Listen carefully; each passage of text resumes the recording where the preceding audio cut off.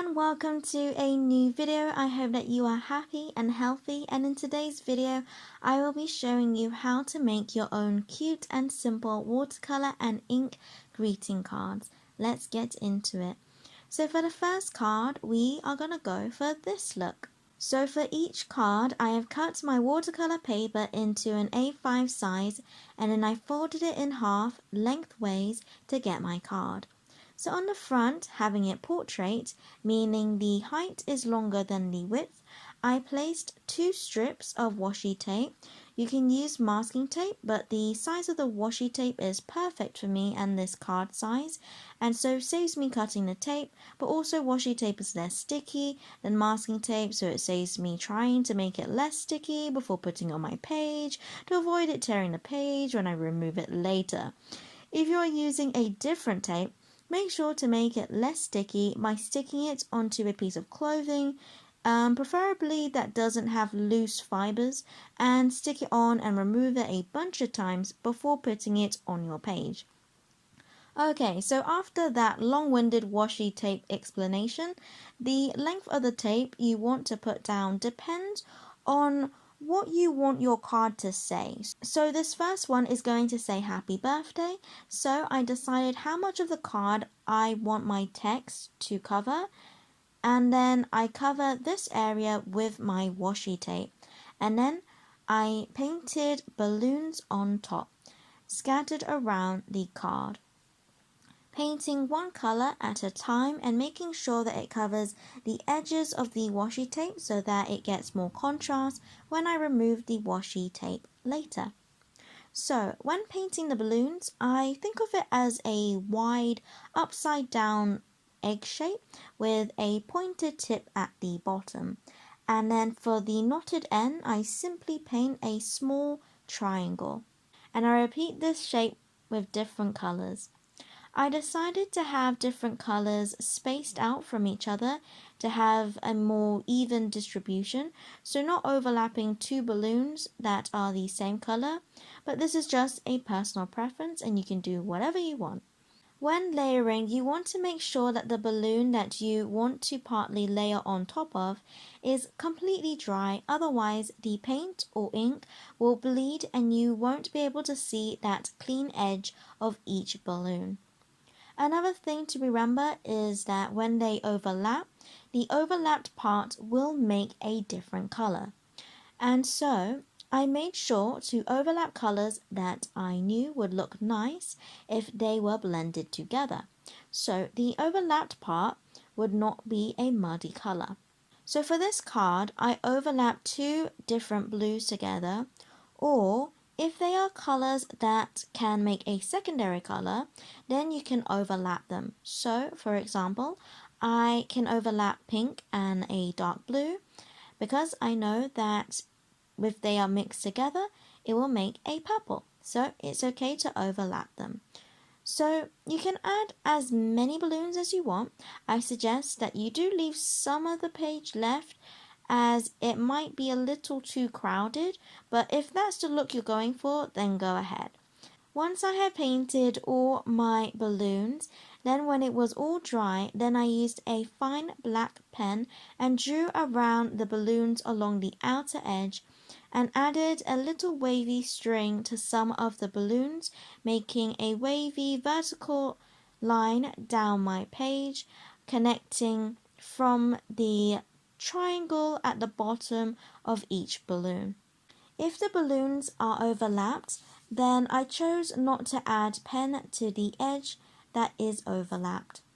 Then I gently added a pen outline around the washi tape edge, using it as a stencil, and then gently removed the tape after a few seconds. With a pencil, I sketched in where I wanted the writing to go before going over it with pen. I went with simple capital letters since I don't have the patience or eagerness to do fancy font, but wanted it to be simple and clean to read, which I like best. You can choose whichever font style that you prefer. Then I rubbed out the pencil lines once the pen was dry, and then I added a drop shadow for the white banner of the text. So simply adding a thicker black edge to the bottom and right edge of the banner. And that is the first card done.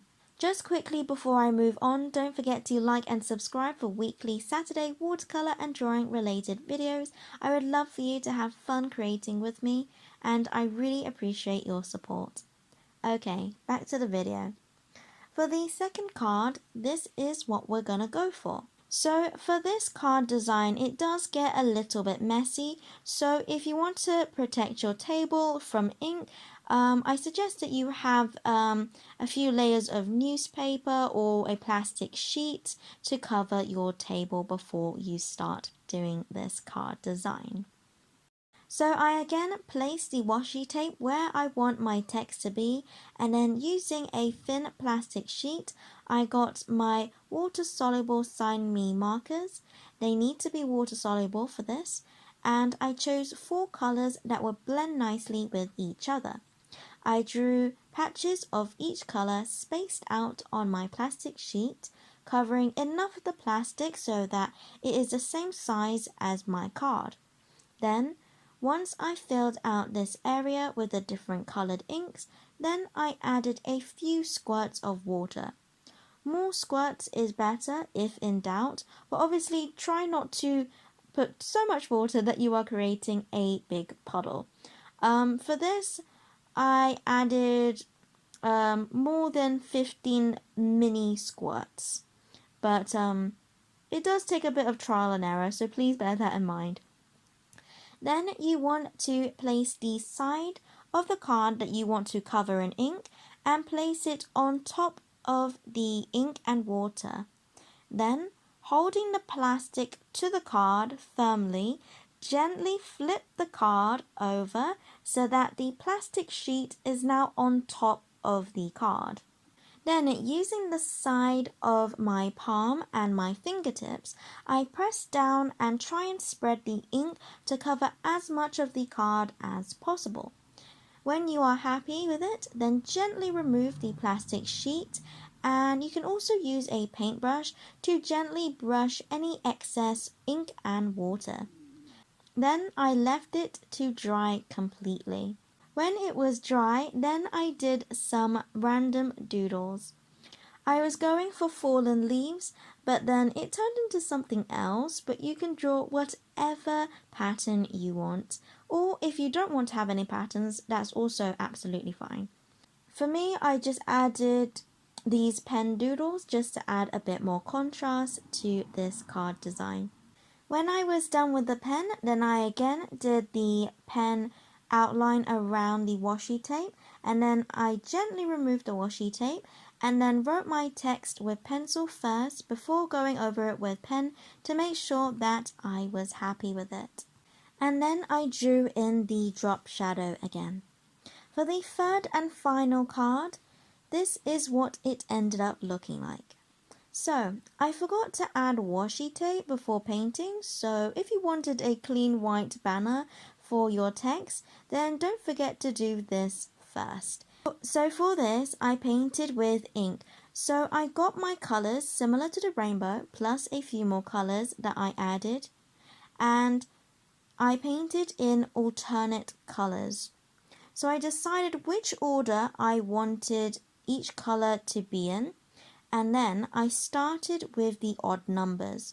So I painted the first, third, fifth, and seventh, and so forth colors, and I let this layer dry. So I painted in these different strips, leaving a little gap in between each one, and then once it was completely dry, I added in my even numbered colors in my color order. So in between the colored strips I painted before, I painted in the second, fourth, sixth, and so forth colors to fill in the gaps and overlap the other strips as well. You don't have to do it in a rainbow order, but I wanted this one to have the most color with colors that will blend well together within a certain order. Then, to add more contrast around the banner, I added lines on the edge of the washi tape, as well as a line around the washi tape as per usual, and then I gently removed the washi tape.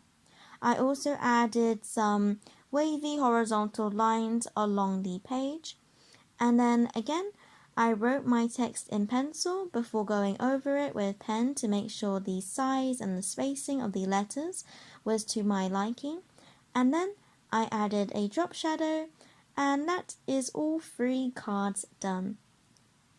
Thank you so much for watching. If you like this video, then you can check out my seasonal tutorials playlist. And that is all from me. And as always, God bless, and I'll see you later.